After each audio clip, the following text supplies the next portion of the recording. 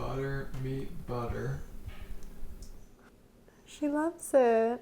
Love it.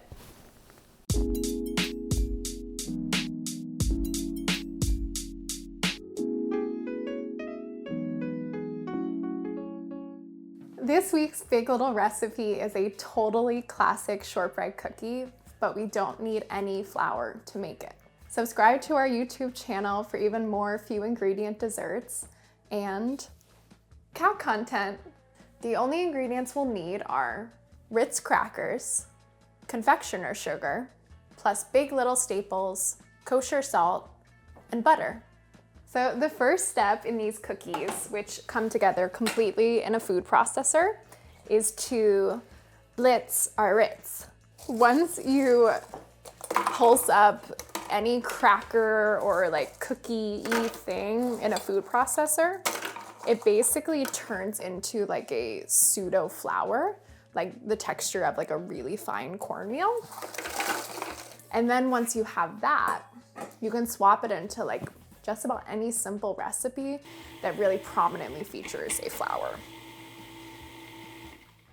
If I get my hands in there, it feels super tender. There aren't any big pieces. And that means we're ready to start incorporating our other ingredients. First is sugar. I am using confectioners sugar because this creates a very tender, flaky, amazing shortbread. And some salt. And now we are just going to buzz them together. So now we're gonna incorporate the butter. Okay, just do it again. We are using 1 stick, which you might notice is slightly less fat than this amount of flour would call for in a more traditional shortbread. But the Ritz crackers themselves, they have like all this oily, buttery goodness to begin with. So they're bringing along their own fat to the party. BYOF. BYOF. So my butter is at a cool room temperature, which now that it is winter, is probably your room temperature, right? Like it's soft, but it's not too soft. We are going to sprinkle it on top of the Ritz sugar mixture. Now we are just going to pulse it in. This step you do want to pay attention to. We don't want it to come together into like a giant dough blob. That would be too far. The cookies would end up kind of tough. Okay, so you can see that it's not like one dry mixture. See how it's kind of sticking together like there and there and there. So I'm just gonna get in my hand, I'm gonna squeeze it.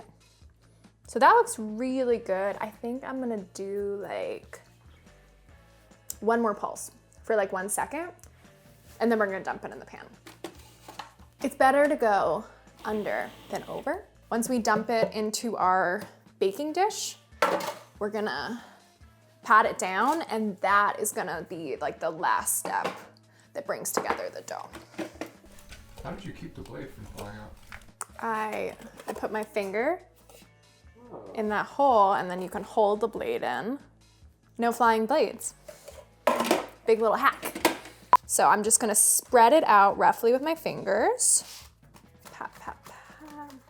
Make sure it's all in the corners. So I just have a dinner fork, and we are going to dock the shortbread dough, which basically just means prick it all over. So what this is going to do is prevent the shortbread from like excessively puffing in the oven, and it's just gonna help it bake more evenly. We are gonna bake the shortbread at 325 for like 35 to 40 minutes. So with a lot of bar cookies, you will cut them after they've cooled completely. But in the case of shortbread, you actually want to cut them right after they come out of the oven if it's in this format, because it's such a like a shattery, crunchy cookie. We have our best chance of getting nice, clean edges while it's still warm and soft and pliable. So I'm just gonna eyeball 16 squares.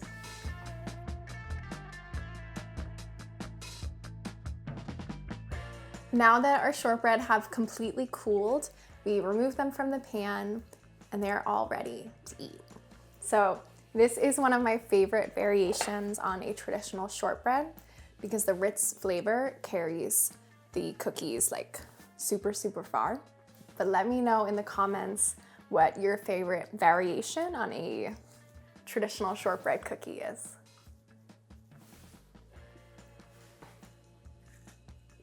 It's like barely sweet, a little bit salty. It would be a perfect dessert. It would be great as an afternoon snack with some coffee. It would also be really nice right after work with a glass of like cold white wine or a gin spritz or a martini. It's very versatile.